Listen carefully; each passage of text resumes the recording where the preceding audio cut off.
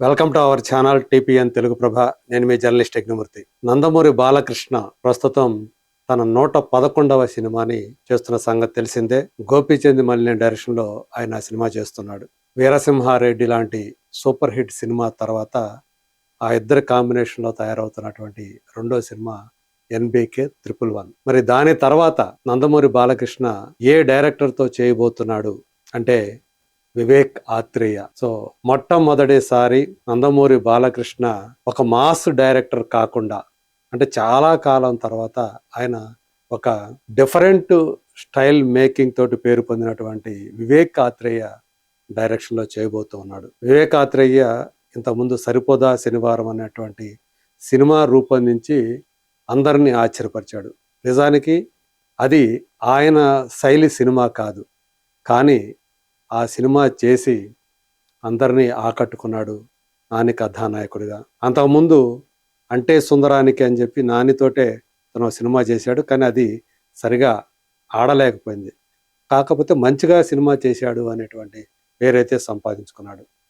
బ్రోచేవారెవరురా లాంటి cinema Vivekatreya direction స్కిల్స్కి చాలా స్పష్టమైన నిదర్శనం అని చెప్పుకోవాలి. మరి అలాంటి ప్రతిభావంతుడైనటువంటి డైరెక్టర్ తోటి ఒక మాస్ ఇమేజ్ కలిగినటువంటి మాస్ స్టార్గా పేరు పొందినటువంటి నందమూరి బాలకృష్ణ సినిమా చేయడానికి ఒప్పుకోవటం మాత్రం అభిమానులతో పాటు సినిమా ఇండస్ట్రీ వర్గాల వారిని అందరినీ కూడా ఆశ్చర్యానికి గురి చేసిందని చెప్పాలి. మనకి ఇప్పుడు వినిపిస్తున్నటువంటి సమాచారం ప్రకారం ఆ సినిమా పేరు కురుక్షేత్రం అని పెట్టే అవకాశాలు ఉన్నాయని చెప్పి తెలుస్తూ ఉంది.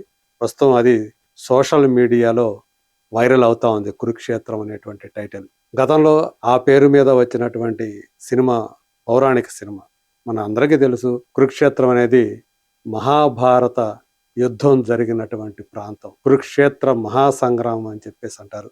వాళ్ళు ఎక్కడైతే తలపడ్డారో పాండవులు కౌరవులు దాన్ని ఆ ప్రాంతాన్ని కురుక్షేత్రంగా చెప్పుకుంటారు. మరి వ్యాస భారతంలోని ఆ కురుక్షేత్ర ఘట్టంతో వచ్చినటువంటి సినిమా అదే పేరుతోటి అప్పుడు కమలాకర కామేశ్వరరావు డైరెక్షన్లో సూపర్ స్టార్ కృష్ణ ఆయన అర్జునుడిగా నటిస్తూ ఆ కురుక్షేత్రాన్ని తీశారు. ఆయన అందులో మహామహులు ఎన్టీఆర్, అక్కినేని నాగేశ్వరరావు తప్పితే మిగతా అప్పటి హీరోలందరూ కూడా శోభన్ బాబు శ్రీకృష్ణుడిగా, కృష్ణంరాజు కర్ణుడిగా ఆ సినిమాలో నటించారు. మరి అలాంటి కురుక్షేత్రం పేరుతోటి తర్వాత కలియుగ మహాభారతం అంటూ, తర్వాత రీసెంట్గా కన్నడంలో ఒక సినిమా వచ్చింది కురుక్షేత్రాన్ని, తెలుగులో దాన్ని కురుక్షేత్రంగా రిలీజ్ చేశారు. అక్కడ ఉన్నటువంటి మహామహులైనటువంటి అప్పటి స్టార్లందరూ కూడా అందులో యాక్ట్ చేశారు. కానీ అది ఆశించినంతగా తెలుగులో వర్కౌట్ కాలేదు, అది వేరే విషయం. ఇప్పుడు ఆ టైటిల్ తోటి సినిమా చేయబోవటం, అట్లానే కురుక్షేత్రం అని పెట్టిన తర్వాత ఇది మహాభారత కురుక్షేత్రమా అని చాలా మందికి సందేహాలు కలుగుతున్నాయి. మనకు అందినటువంటి సమాచారం ప్రకారం ఇది ఆ కురుక్షేత్రం కాదు. సో కురుక్షేత్రం అంటే ఒక మహాసంగ్రామాన్ని పోల్చి చెప్పేటప్పుడు కురుక్షేత్ర సంగ్రామం అంటం అనేది ఒక పరిపాటిగా మారిపోయింది. అదొక బెంచ్ మార్క్, ఒక మహాయుద్ధాన్ని కురుక్షేత్రం అంటం అనేది. సో అలా ఇది ఒక సోషల్ మూవీ, పైగా 2 భాగాలుగా ఈ సినిమా తయారవుతుంది అని చెప్పేసి కూడా ఒకటి బాగా ప్రచారం నడుస్తూ ఉంది. సో ఇది ఒక ఆసక్తికరమైనటువంటి విషయం, అంశంగా చెప్పుకోవచ్చు. బాలయ్యని వివేకాత్రేయ ఎలా చూపిస్తాడు, అది ఎలాంటి కురుక్షేత్ర సంగ్రామం, అది ఒకవేళ పొలిటికల్ సంగ్రామమా, ఇందులో పాలిటిక్స్ ఉంటాయా, లేకపోతే ఏదన్నా 2 కుటుంబాలకు సంబంధించినటువంటి కథన, దాయాదుల మధ్య పోరు కాబట్టి కురుక్షేత్ర సంగ్రామం అనటానికి అవకాశం ఉంది. అలాంటిది ఏదైనా సరే ఈ సినిమాలో తను ఎవరితోనైనా అలా తలపడుతున్నాడా?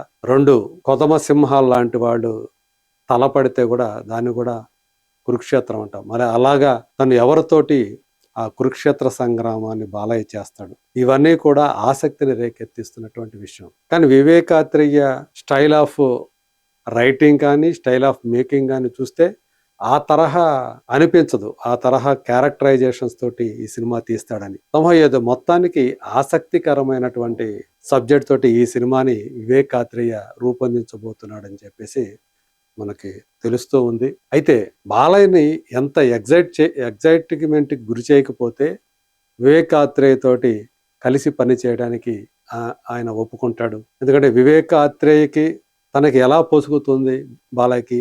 ఇదే చాలా మందిలో మెదులుతున్నటువంటి $1,000,000 క్వెషన్ అని చెప్పుకోవాలి. మరి 'ఎన్‌బీకే 111' సినిమా చూస్తే అది దసరాని టార్గెట్‌గా పెట్టుకొని తయారవుతున్నటువంటి సినిమా. గోపీచంద్ మలినేని తన స్టైల్ ఆఫ్ మేకింగ్ చూసినప్పుడు చాలా వేగంగా షూటింగ్ అంతా చేసుకుంటూ పోతాడు. ఎందుకంటే ఆల్రెడీ తన దగ్గర ఆ బౌండెడ్ స్క్రిప్ట్ అనేది ఉంది కాబట్టి సునాయాసంగా దసరాకి ఆ సినిమాని రిలీజ్ చేసే ప్లాన్‌లో ఉన్నారని తెలుస్తా ఉంది. మరి ఈ సినిమా షూటింగ్ కూడా అతి త్వరలోనే మొదలవుతుంది అనే మాట వినిపిస్తుంది. మేబీ మేలో ఈ సినిమా షూటింగ్ మొదలైపోవచ్చు. మరి 2 పార్ట్‌లు అంటున్నారు.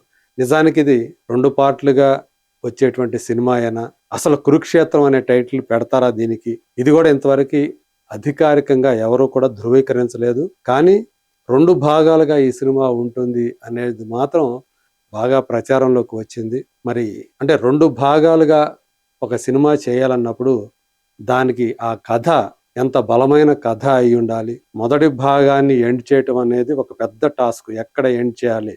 ఎంత ఆసక్తికరంగా దాన్ని మొదటి భాగాన్ని ముగించాలి అనేది కూడా చాలా కీలకమైనటువంటి అంశం.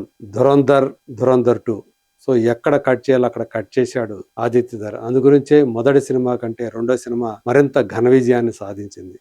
'బాహుబలి' చూసుకుని అంతే. అది కూడా సీక్వెల్ కాదు 'బాహుబలి 2' అనేది. సరిగ్గా అది సెకండ్ పార్ట్ మాత్రమే. ఎక్కడ కట్ చేయాలో, బాహుబలిని కట్టప్ప ఎందుకు చంపాడు అనే దగ్గర ఆయన దాన్ని కట్ చేశాడు. అందుగురించే 'బాహుబలి 2' ఏకంగా దాదాపు 1800 కోట్ల గ్రాస్‌ని అందుకోగలిగింది. మరి ఇప్పుడు 2 భాగాల సినిమా బాలయ్యతో చేయాలంటే అది పెద్ద సాహసంతో కూడుకున్నటువంటి పని. మరి అలాంటి సాహసాన్ని వివేక్ ఆత్రేయ ఏ విధంగా రూపొందిస్తాడు? అలాగే బాలయ్యని అసలు ముందుగా తను ఎలా చూపిస్తాడు? ఇదే ఇప్పుడు చాలా ఆసక్తికరమైనటువంటి విషయంగా మారింది. మరి చూద్దాం రాబోయే రోజుల్లో ఈ సినిమాకి సంబంధించినటువంటి మరిన్ని ఆసక్తికరమైనటువంటి అంశాల్ని, అప్డేట్స్‌ని నేను మీతో షేర్ చేసుకుంటాను. అంతవరకు let us wait and see.